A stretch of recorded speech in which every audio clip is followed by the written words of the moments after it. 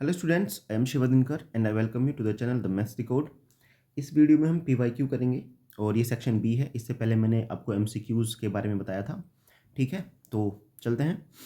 सबसे पहला क्वेश्चन है, ये वेरी शॉर्ट है कि differentiate 2 to the power cos square x with respect to cos square x.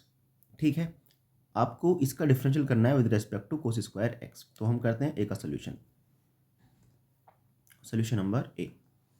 तो you are to differentiate two cos square x, उसको मान लेते हैं हम कुछ फंक्शन यू।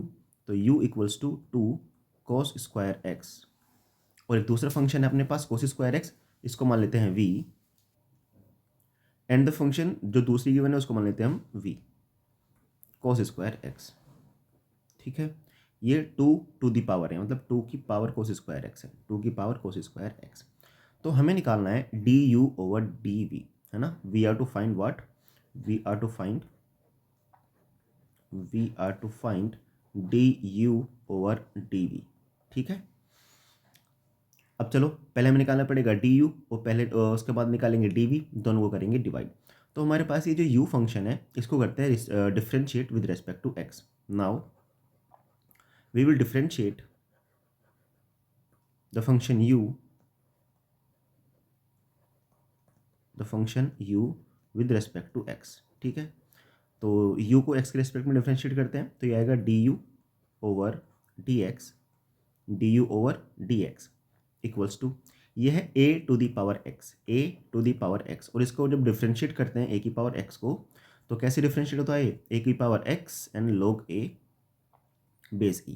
इस तरीके से डिफ्रेंशिएट होता है। मतलब जब हम इसको डिफ्रेंशिएट करेंगे तो ये डिफ्रेंशिएट होगा 2 to the power cos square x, multiply में आएगा log 2। चेन रूल के अकॉर्डिंग कोस स्क्वायर एक्स का डिफरेंशियल फिर से करेंगे, यानी कि डी ओवर डी एक्स कोस स्क्वायर एक्स। ठीक है, अब आगे बढ़ते हैं चलो। तो ये आएगा 2 to the power cos square x, multiply में आएगा log 2 and the differential of cos square x. अब पहले देखो स्क्वायर करेंगे, स्क्वायर आगे आएगा 2 cos एक्स और कोस एक्स का फिर से करेंगे चेन रूल के अकॉर्डिंग तो माइनस साइन एक्स आएगा। तो this is the differential of the function you. अब करेंगे हम वी का डिफरेंशियल।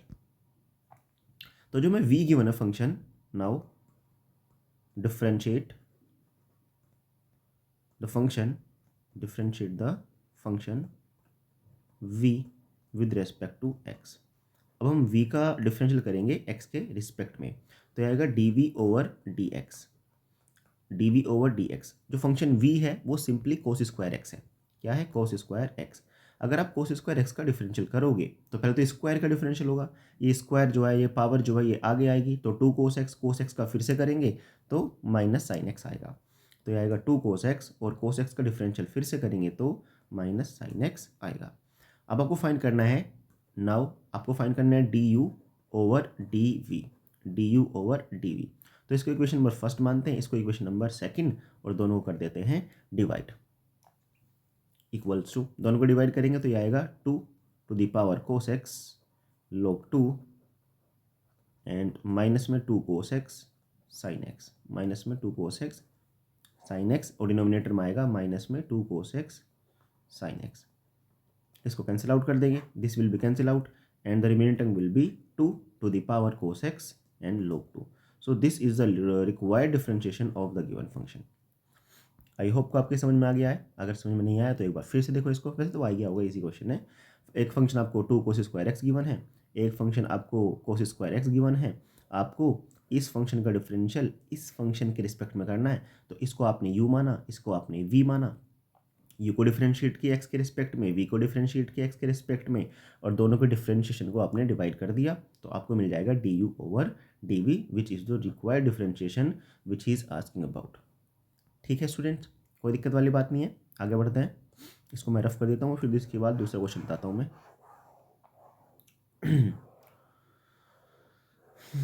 आपको जो भी डाउट हुआ करे ना स्टूडेंट्स, कमेंट कर दिया करो कि सर ये ऐसे ऐसे क्वेश्चन है, इसको आप डाउट बता दीजिए। और एक बात और, अगर आपको मेरी स्पीड इसमें थोड़ी स्लो लगे तो स्पीड आप तेज़ भी कर सकते हैं ना, यूट्यूब में फीचर्स आ गए हैं, आप अपने अकॉर्डिंग जो है इसको स्पीड को घटा बढ़ा सकते हैं।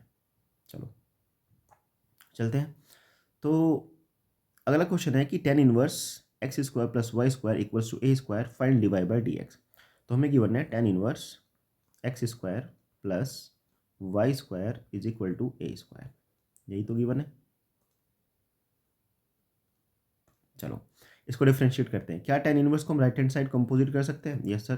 तो x square plus y square is equal to हो जाएगा tan ए स्क्वायर, राइट। अब इसको डिफ्रेंशिएट कर दो, differentiate with respect to x, differentiate with respect to x. What is the differential of x square? क्या ये 2x होता है? हाँ जी। What is the differential of y square? This is 2y and again differentiate with respect to x, क्योंकि variable change हो रहा है, यहाँ पे वेरिएबल y है, हम करें x के रिस्पेक्ट में, तो डिफरेंशियल होने के बाद dy बाई डी एक्स आ जाएगा इक्वल्स tan ए स्क्वायर क्या कॉन्स्टेंट टर्म है? Yes sir. तो क्या डिफरेंशियल जीरो होगा? Yes sir.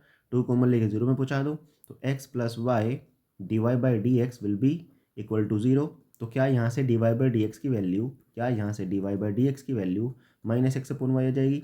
हाँ जी, यही आ जाएगी। सो this is the required solution of the question. कोई दिक्कत वाली बात नहीं है। आगे बढ़ते हैं, आगे बढ़े। चलो तो क्वेश्चन नंबर है 22 पे। तो this is the question number 22। हमको इसको इवेल्युएट करना है, तो चलो बताता हूँ इवेल्युएट कैसे करना है। यह आएगा tan inverse and 2 sine and 2 cos inverse √3/2। ये जो √3/2 है वो कोस में किस एंगल की वैल्यू है? क्या ये कोस 30 की वैल्यू है? यस सर, ये कोस 30 की वैल्यू है। तो मैं लिख सकता हूँ यहाँ पे कोस 30 यानी कि π/6। There is no problem in this. Cos inverse cos को अंडू कर देगा, नलीफाई कर देगा, या गलत शब्द में बोलूँ तो कैंसिल आउट कर देगा। वैसे कैंसिल आउट नहीं होते हैं, हम बोलते हैं कि कोस इनवर्स ने कोस के इफेक्ट को ख़त्म किया है। तो ये बचेगा 2 मल्टीप्लाई π/6, तो 2 मल्टीप्लाई π/6 ये तो बच जाएगा।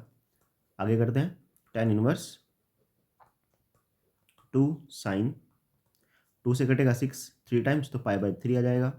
अब साइन π/3 कितना होता है? साइन π/3 √3/2। हाँ जी, साइन 60 होता है √3/2। तो tan इनवर्स 2 मल्टीप्लाई साइन 60 की वैल्यू √3/2, 2 से 2 कैंसिल आउट हो जाएगा, तो ये बनेगा tan इनवर्स √3। अब ये जो √3 है वो tan में किस एंगल की वैल्यू है?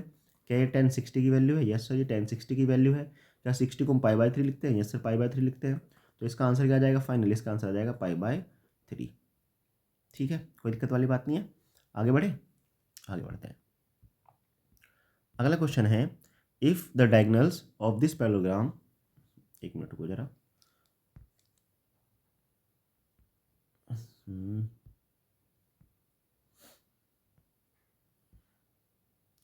प्रॉब्लम है, कोई बात नहीं, चलो ऐसे बता देता हूँ थोड़ा।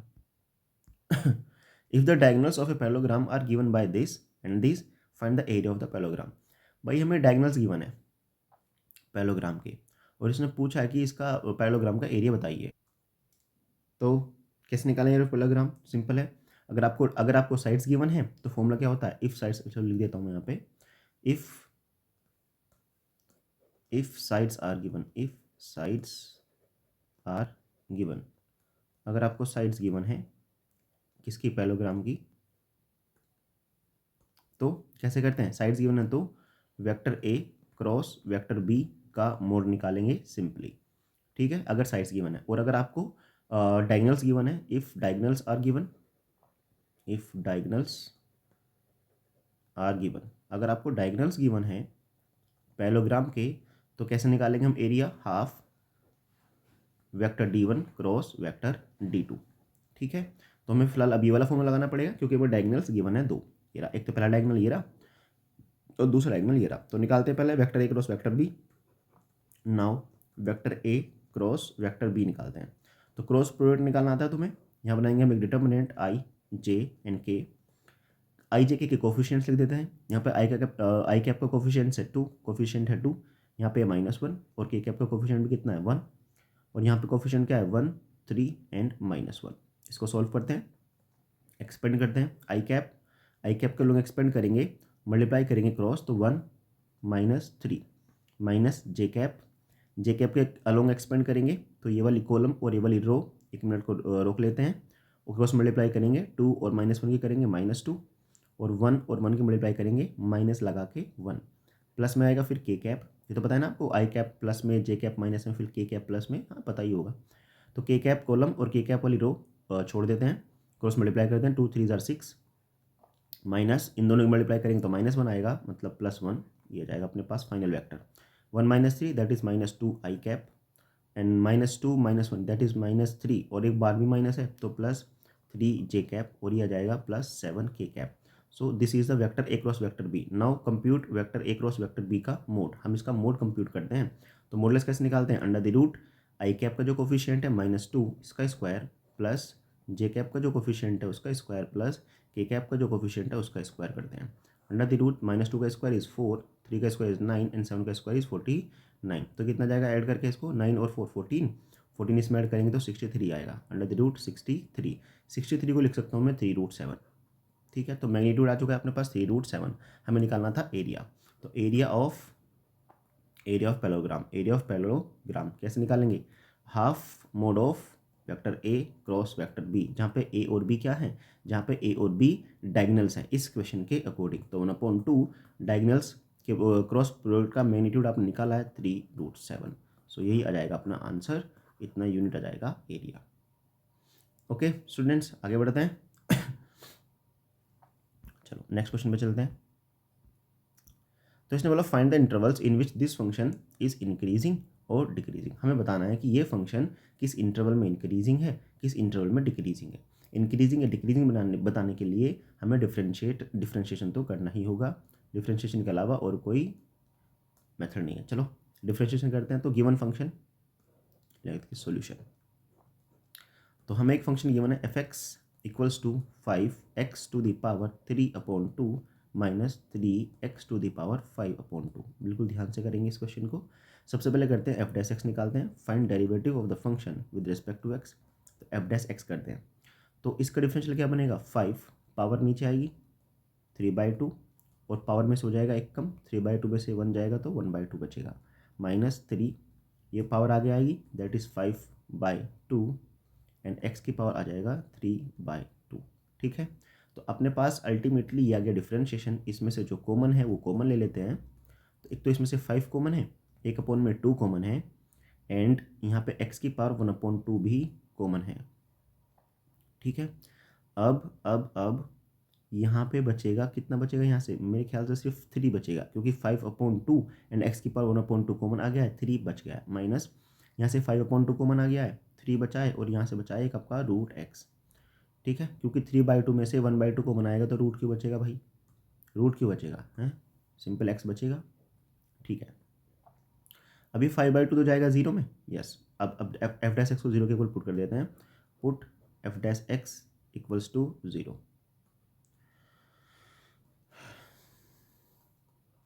f'(x) को 0 के इक्वल पुट कर देते हैं। This implies that 5/2 x⁴ and 3 - 5x, यहाँ पे 5x आएगा, मैंने गड़बड़ कर दिया यहाँ पे। अच्छा, यहाँ से 3 भी कॉमन है, कोई बात नहीं। चलो 3 हमने कॉमन नहीं लिया है तो कोई बात नहीं, अभी कॉमन ले लेंगे। तो 3 - 3x = 0। ये 5/2 तो 0 में जाएगा, कोई दिक्कत वाली बात नहीं है। यहाँ से एक बार इस टर्म को 0 के इक्वल रखेंगे तो यहाँ से x की वैल्यू हो जाएगी 0, और जब इसको 0 के इक्वल रखेंगे तो x की वैल्यू हो जाएगी 1। तो यहाँ से हमारे पास दो वैल्यूज़ आ चुकी हैं x की, x = 0 एंड x = 1। ये x = 0 and x = 1 number line को, रियल नंबर की लाइन को 3 पार्ट्स में बना देंगे, डिवाइड कर देंगे। कैसे? तो यहाँ लिखेंगे the values of x divide the real number line in the intervals. ये कुछ इंटरवल में डिवाइड कर देगी। कौन कौन से इंटरवल में डिवाइड कर देगी? देखो, ये अपने पास एक रियल नंबर की लाइन है, इधर है -∞ और इधर है +∞। हमारे पास x की दो वैल्यूज आई हैं, एक 0 और एक 1। तो यहाँ से दो इंटरवल दिखाई दे रहे हैं आपको। एक इंटरवल है -∞ to 0, -∞ to 0। दूसरा इंटरवल क्या है? 0 to 1, एंड तीसरा इंटरवल क्या है? 1 to ∞। ये सेकंड इंटरवल हो गया, ये थर्ड इंटरवल हो गया, एंड 1 to ∞। ठीक है, अब हमें चेक करना है कि इस इंटरवल में और कौन कौन से इंटरवल में फंक्शन इंक्रीजिंग है और कौन कौन से इंटरवल में फंक्शन डिक्रीजिंग है। अब ध्यान से देखना, मैं एक बार के लिए फंक्शन लिख लेता हूँ आपका। जो आपने डेरिवेटिव किया यही तो क्या है? F dash x is equal to, यहाँ लिख लेता हूँ मैं इधर को, एफ डैश एक्स जो हमारा आया था वो आया था 5/2, बल्कि इसमें से 3 भी कॉमन ले लेता हूँ तो 15 आ जाएगा, एंड एक्स की पावर 1/2, एंड अंदर बचेगा x - 1, है ना, x - 1 बचेगा ना, नहीं 1 - x। अब देखते हैं चलो, अब ये जो एफ डैश एक्स है ये बताएगा कि इन इंटरवल्स में फंक्शन इंक्रीज हो रहा है कि डिक्रीज हो रहा है। अब देखो पहले इंटरवल के बारे में बात करते हैं। ये जो पहला इंटरवल हमें गिवन है, दिस इंटरवल फर्स्ट वन, अरे आजा, हाँ यस, तो -∞ to 0, तो इसमें सभी नेगेटिव वैल्यूज़ है क्या? यस, इसमें x की वैल्यू सभी नेगेटिव वैल्यूज़ हैं। तो देखो नेगेटिव की पावर 1/2 करेंगे, नेगेटिव की पावर 1/2 करेंगे तो इसमें तो एग्जिस्ट ही नहीं करेगा, क्योंकि रूट के अंदर नेगेटिव आ जाएगा। तो यानी कि इस इंटरवल में फंक्शन ना तो इंक्रीजिंग है और ना ही क्या है, डिक्रीजिंग। हालांकि इस इंटरवल में तो फंक्शन क्या हो गया, इस इंटरवल में तो फंक्शन इमेजनरी बन रहा है। एफ डैश एक्स कैसे बन रहा है, इमेजनरी, क्योंकि रूट एक्स ही तो है। और अगर आप यहाँ से वैल्यूज पुट करोगे यहाँ पे, तो ये तो अंडर द रूट के अंदर नेगेटिव टर्म आ जाएगी जो कि इमेजनरी होता है, समझ गए। तो इस इंटरवल में फंक्शन ना तो इंक्रीजिंग है और ना ही डिक्रीजिंग है।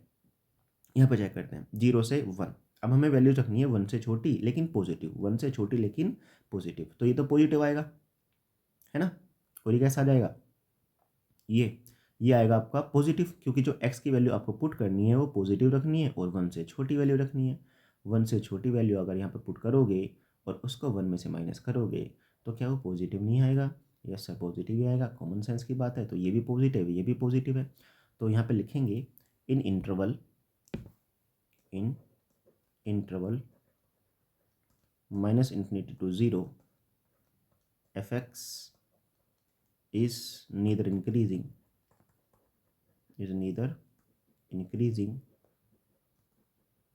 nor decreasing।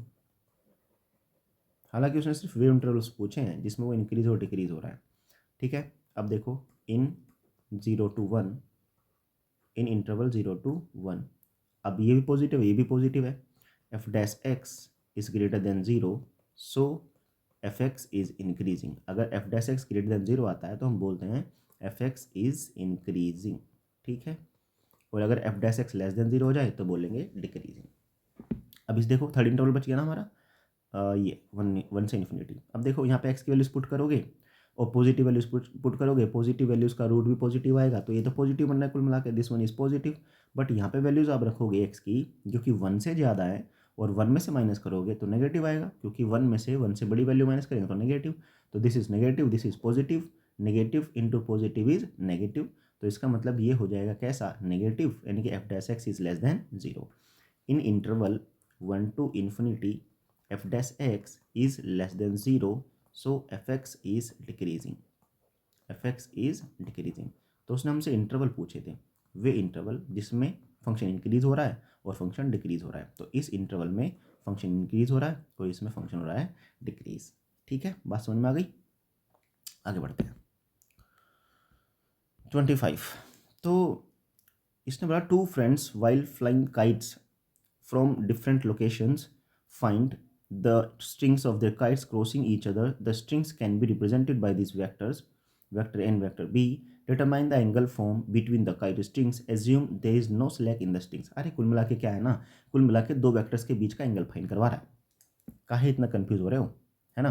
तो चलो करते हैं दोनों वेक्टर्स के बीच का। अच्छा दूसरा क्वेश्चन भी करेंगे इसका और वाला भी, लेकिन पहले ये कर लेते हैं, 2 वेक्टर्स के बीच का एंगल फाइंड कर लेते हैं, ठीक। तो ए वाला पार्ट करते हैं पहले। अरे आजा भाई, यस, अरे हाय हाय नाराज हो रहा है। तो हमें जो वेक्टर्स गिवन है वो गिवन है vector a is equal to 3i plus j plus 2k, and vector b कितना गिवन है, वेक्टर बी हमें गिवन है 2i minus 2j plus 4k। अब इसने हमसे क्या बोला इनके बीच का एंगल बताइए तो इनके बीच का एंगल बताना है। अब 2 वेक्टर्स के बीच एंगल बताने का फॉर्मूला हम जानते हैं क्या है, बड़ा ही सिंपल है, cos theta is equal to vector a dot vector b upon में आता है modulus of vector a and modulus of vector b, ठीक है। इस फॉर्मूले का यूज़ करेंगे और इन दोनों वेक्टर्स के बीच का एंगल निकाल लेंगे। तो इस फॉर्मूले का यूज़ करने के लिए मेरे को कुछ चीज़ों का रिक्वायरमेंट है, वो कौन कौन सी चीज़ें हैं। एक तो हमें दोनों का डॉट प्रोडक्ट चाहिए और दोनों का मैग्नीट्यूड चाहिए। तो करते हैं चलो, नाउ हम कंप्यूट करेंगे हम कंप्यूट करते हैं, अरे यार क्या है, चलो नाउ हम कंप्यूट करते हैं vector a dot vector b, इन दोनों का डॉट प्रोडक्ट निकालते हैं। तो इन दोनों का डॉट प्रोडक्ट निकालने के लिए जो आई कैप के कोफिशिएंट्स हैं उनके मल्टीप्लाई करो, जे कैप के कोफिशिएंट्स हैं उनके मल्टीप्लाई करो, एंड के कैप के कोफिशिएंट्स हैं उनके मल्टीप्लाई करो। ऐसे ही तो निकालते हैं डॉट प्रोडक्ट। तो चलो 3 × 2 करेंगे 6, जे कैप का कोफिशिएंट 1 और यहाँ पे -2, 1 और -2 के मल्टीप्लाई करेंगे -2, यहाँ पे 2 × 4 करेंगे कितना आएगा 8, तो कितना जाएगा ये आ जाएगा 12। तो vector a dot vector b आ गया अपने पास 12। और क्या चाहिए हमें, ए का मैग्नीट्यूड चाहिए एंड बी का मैग्नीट्यूड चाहिए। तो निकालते हैं यहाँ पे ए का मैग्नीट्यूड, तो यानी कि मैग्नीट्यूड ऑफ वेक्टर ए। तो कैसे निकालते हैं magnitude, under the root i cap का कोफिशिएंट 3, 3 का स्क्वायर 9, क्योंकि आई कैप के कोफिशिएंट का स्क्वायर, जे कैप के कोफिशिएंट का स्क्वायर एंड के कैप के कोफिशिएंट का स्क्वायर। तो 3 का स्क्वायर, 1 का स्क्वायर एंड 2 का स्क्वायर दैट इज 4। तो कितना आएगा, ये 14 आएगा, अंडर द रूट में 14 आ गया। अब निकालते हैं वेक्टर बी का मोड। तो वेक्टर बी का मोड वही आई कैप के कोफिशिएंट का स्क्वायर प्लस जे कैप के कोफिशिएंट का square that is 4 and k cap के कोफिशिएंट का स्क्वायर दैट इज़ 16। तो ये कितना आएगा, रूट वेक्टर बी, ये आएगा 4 और 4 8 एंड रूट 24 को लिख सकते हैं हम 2√6, हाँ लिख सकते हैं 100%। तो चलो अब इसका निकाल देते हैं एंगल। तो cos theta is equal to vector a dot vector b that is कितना है 12 अपॉन में मोड ऑफ वेक्टर है जो कि कितना है √14 मल्टीप्लाई, और रूट बी कितना है 2√6, 2√6, 2 से 6 टाइम्स कट जाएगा, ठीक है, और √6 से भी ये √6 टाइम कट जाएगा। तो कोस थीटा आ जाएगा आपका अंडर द रूट 6/14, 2 से काट सकते हैं 3 टाइम्स 7 टाइम्स, तो कोस थीटा आ जाएगा आपका अंडर द रूट 3/√7, और ये कोस इधर इन्वर्स बन जाएगा। सो फाइनली थीटा आ जाएगा कॉस इन्वर्स √3/√7।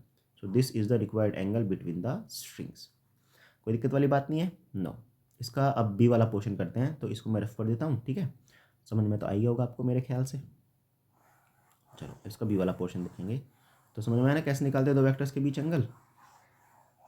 वीडियो पॉज करके फॉर्मूला वगैरह लिख लिया करो, जो आपको फॉर्मूला याद ना आया करे। अब इसने सेकंड वाले में पूछा है find A vector of the magnitude 21 units in the direction opposite to the vector AB where A and B are the points this and this। देखो इसने बोला एक मैग्नीट्यूड, एक वेक्टर फाइंड करो, फाइंड ए वेक्टर, एक वेक्टर फाइंड करो, ठीक है। वेक्टर कैसा फाइंड करना है, एक ऐसा वेक्टर फाइंड करना है जिसका मैग्नीट्यूड 21 है। क्वेश्चन में कभी भी आपसे उसकी मर्जी के मैग्नीट्यूड का वेक्टर फाइंड आउट कराए, इसने अपनी मर्जी से बोला ना कि 21 मैग्नीट्यूड का वेक्टर बताओ, तो एक बात तो दिमाग में बैठा लेना कि जब वो अपनी मर्जी के मैग्नीट्यूड का वेक्टर पूछ रहा है तो आपको यूनिट वेक्टर तो 100% निकालना होगा। जब आप यूनिट वेक्टर निकाल दोगे तो उस यूनिट वेक्टर में मल्टीप्लाई करेंगे 21 की और हमारा आंसर जाएगा। मतलब जब वो अपनी मर्जी का वेक्टर फाइंड आउट कराए तो यूनिट वेक्टर निकालो और उस यूनिट वेक्टर में उसी नंबर का मल्टीप्लाई कर दो जितने मैग्नीट्यूड का वेक्टर उसने पूछा है। तो एक बात तो कन्फर्म हो गई कि यूनिट वेक्टर तो इसमें निकालना पड़ेगा। इसने बोला मैग्नीट्यूड होना चाहिए 21 units in the direction opposite to that vector a b, और वो जो हमें वेक्टर बताना है वो वेक्टर ए पी के अपोजिट डायरेक्शन में होना चाहिए, वेक्टर ए बी के अपोजिट डायरेक्शन में होना चाहिए, जहाँ पे ए पॉइंट क्या है, जहाँ पर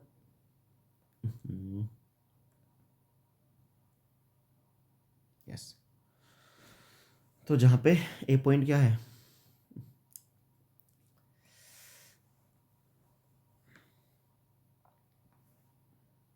ए है इसमें 2 1 3 और बी है इसमें 8 -1 0। तो सबसे पहले वेक्टर ए बी ही बना लेते हैं।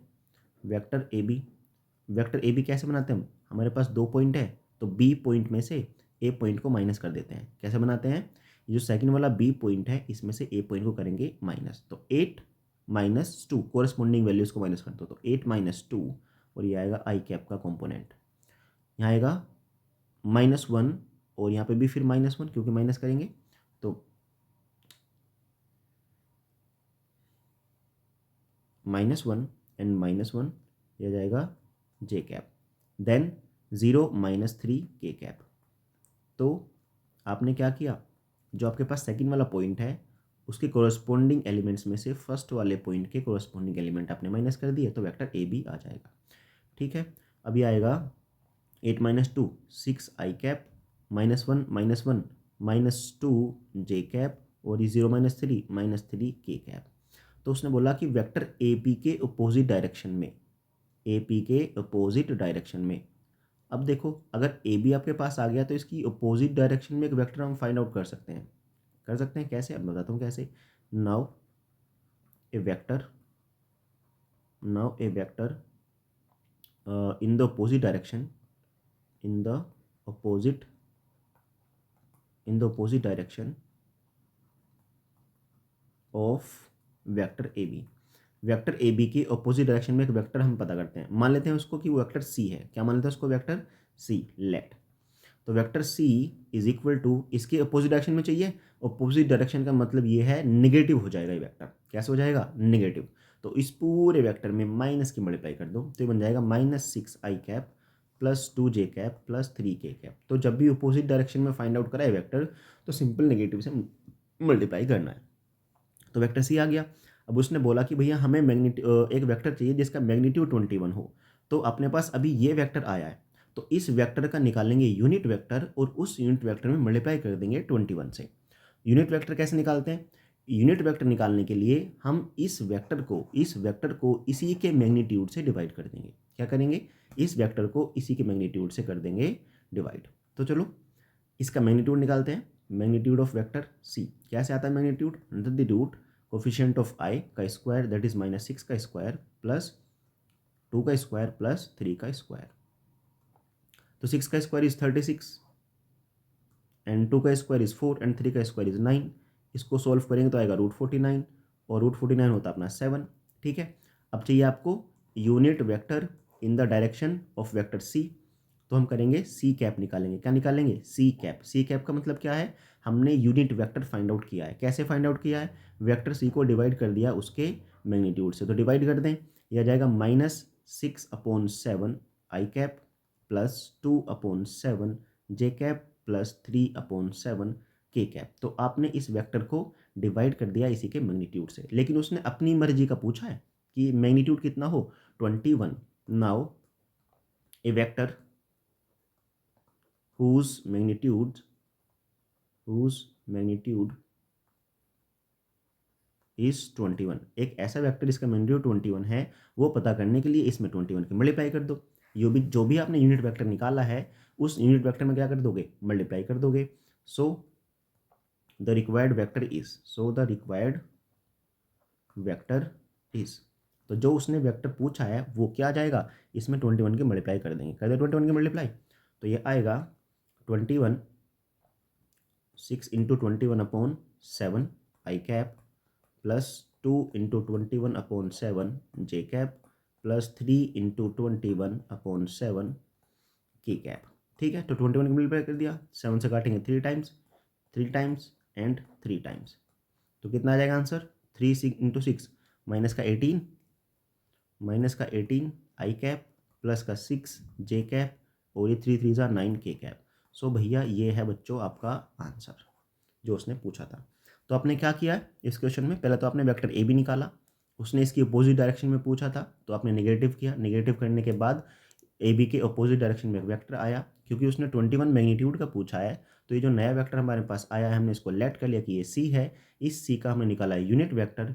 यूनिट वेक्टर निकालने के लिए इस वेक्टर सी को इसी के मैग्नीट्यूड से किया है हमने डिवाइड करने के बाद हमारे पास आया फिर से एक नया वेक्टर। अब इसमें हमने मल्टीप्लाई किया 21 की, क्योंकि इसने 21 मैग्नीट्यूड का वेक्टर पूछा है। मैग्नीट्यूड के 21 के मल्टीप्लाई करने के बाद अपने पास ये आंसर आ गया। ठीक है बच्चों, आगे बढ़ें। यस, तो ये सेक्शन सी आ गया। इसके लिए भी एक और वीडियो बनाऊंगा। तो ये सेक्शन बी के सभी क्वेश्चन हो गए हैं। तो आई होप कि आपको ये सारे क्वेश्चन समझ में आए होंगे। और अगर आपको समझ में आए हैं और बढ़िया भी लगे हैं तो भैया लाइक वाइक भी कर देना है ना। ठीक है।